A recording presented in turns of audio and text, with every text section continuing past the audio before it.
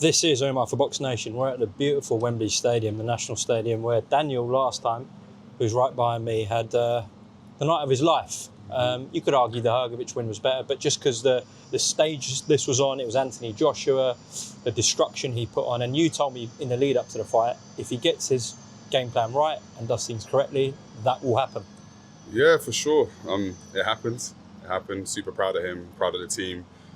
The fighter has to go and execute the game plan on fight day, and he did exactly that. Under, with all the scrutiny, with all the doubt, under all the pressure, he came to life. And I saw it in the ring walk. He was super confident in the ring walk, and that's when I was sold.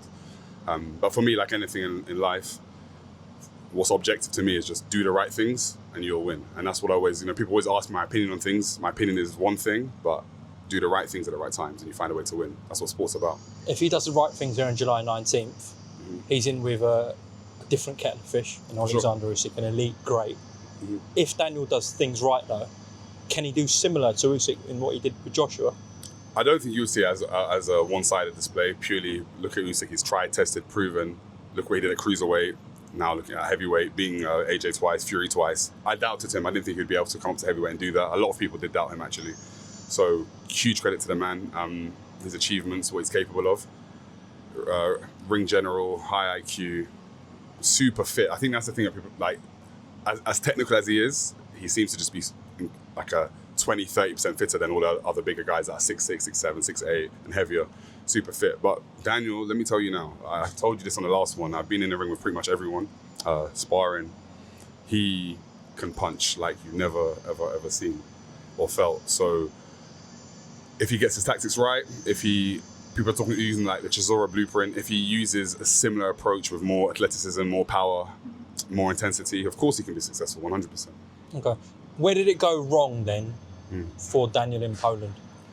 Yeah, I think people have been very harsh. I think when you see what Daniel's done since, in Poland, it was, like I said, it was on the back of Ukrainian Independence Day, a huge event, things obviously going on because of the war. Zelensky gave a speech, 45,000 Ukrainian fans, although it was in Poland, like 45,000 Ukrainian fans. He was 25 years of age. Like people need to sink in, as a heavyweight, you mature a lot later. 25 years of age, just a young man. A lot of pressure, hadn't been in that kind of environment before. Bringing my dad into it as well, you have to remember they've been together 10 weeks. What is 10 weeks for a new coach? You've got no rhythm, no understanding. The communication's not there. So many factors and confidence, momentum.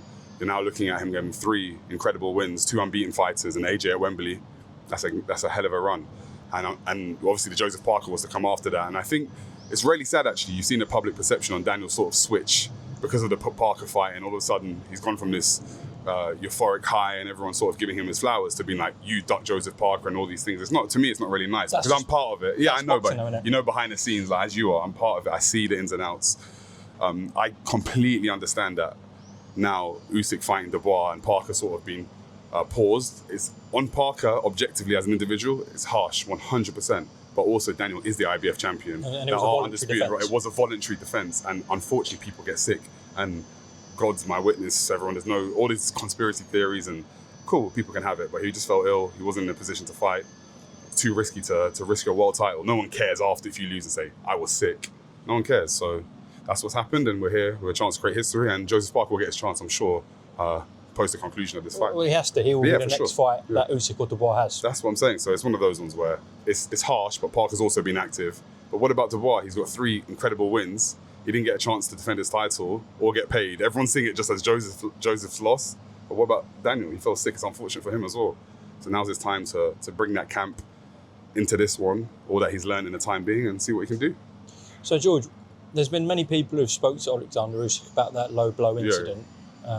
People in the media, etc. Of course, if you're interviewing Oleksandr Usyk, you can ask certain questions, maybe 2 or 3. Sure. But the way you spoke to him is probably not how a media outlet could. Sure. Just because you're Daniel Dubois' team, Don Giles' son, so you come with a different perspective. Yeah, for sure. And heat on it, maybe. I wouldn't say it was overly heated. It was quite an educated conversation, but you forcefully put your point across to him, and you were adamant to him that you were hurt. Yeah, sure. I think what needs to be understood, first and foremost, what really frustrates me, and this is I'm going to talk for a bit here, so sure. be prepared. I've given many interviews with you. Most of the feedback is he's an articulate young man and whatever else. That seems to be like the common consensus. And what upsets me is people they're so idle, happy. They want to worship figures and they don't take them a second to even think about the context, think what could have happened. Everyone's throwing their 2 pence. Who's this guy? I've seen some hilarious comments, by the way. Someone said Kate Price has lost her son. Someone else said Troy Deeney on steroids. I've seen it all, and I laugh, man. I've got thick skin. Trust me, I find that stuff funny. Me and the boys have had a laugh about it, but I'm not a disrespectful person. The first thing in that conversation, which has been cut, I came to Usyk. I said, "Listen, you as a man and as a fighter, you've achieved incredible things. Like I can do nothing but respect you and give you your admiration, your credit for those achievements because they're astonishing. And I doubted you. However, I've got a question for you." And we started speaking about the low blow or the not low blow, and it went back and forth. And I said, it's not my opinion. Like, there's video stuff there. Forget the actual placement of the punch. I don't even want to talk about it too much because they've got a chance to sort it out here. And Usyk dominated the rest of the fight as well. People say, oh, but he did this. Of course he did. But boxing's a sport where one punch can end a fight. And my point was that punch did end the fight. And if you want to go and watch, forget my opinion, go and watch. I said 2 Hall of Fame referees that said it wasn't a low blow. Go watch boxing, see how many times that shot lands, and go watch Usyk's reaction, and go watch the referee's reaction, and just go watch for yourself. That's all I said.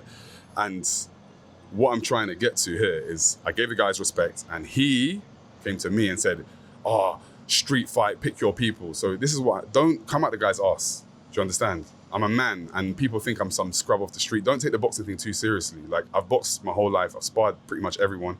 Have I achieved what he's achieved? Hell no. In a boxing ring, can I chat to him right now? Hell no. But as a man, I'm 6'8", I'm 140 kilos, I'm a trained fighter, I do more than just box. If a man sticks it on me, trust me, I'm gonna defend myself, and I back myself every single time. So you can beat Usyk in a street fight? Listen, I know you're trying to get headlines. I told you what I'll do. It's already been on camera. It's not about everyone's telling me, oh, his country are at war, so he can do this and he's done this. What about me? You don't know my story, so I've said my piece. I don't need to carry on about it. I know what I'm on. I know exactly who I am. I'm not a thug. I know my culture. I know how I've been raised, and I know exactly any man that's tried to step to me. I know what's happened, so that will continue. Okay. If the referee had started counting, are you saying that Usyk wouldn't have got out? Genuinely, this is where, like, I'm not God. Do you understand? I can't. It's subjective. I can't categorically tell you that it's impossible that he would have stood up. Who am I to do that? However, all I can go off is physiological cues. Go and watch the guy's body. Go and look at his face. He was very, very hurt. And, I've always said to you, in the past about myself, even in the thousands of rounds I've done as an amateur, in sparring as a pro, I've never been hurt. I've said that. I've never been dropped, like hitting the chin and drops. Never. Body shots, you've been in the game. You ask anyone, you get hit with a sweet body shot, it's crippling. It's crippling. And he was, in my eyes, in my view, he was crippled and would have really struggled to carry on that fight. But we don't know. We'll never know.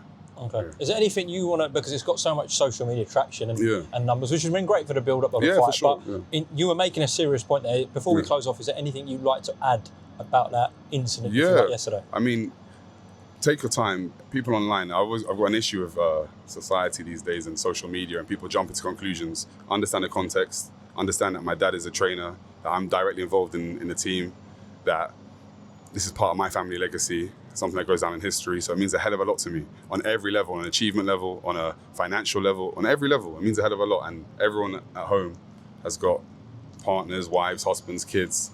So don't just start throwing this nonsense around like, who's this guy? All these stupid insults. When a man insulted me first, took it away from a boxing debate first, his words, not mine, he'll pay the consequences of that, whatever that may be. And that's it. There's no threat. It's just me as a man defending myself. And I'll always do that to the day that I die. And I promise that on my name, on my kids, on my words. That's it. George Fox, thank you very much for your time. And we shall catch up soon, hopefully. Take it easy, man. Queensbury. The biggest fights. And the biggest nights. Home of champions. Home of knockouts. There's no way back from this! The home of the future. And this is it! The global home of boxing. Queensbury, exclusively on design.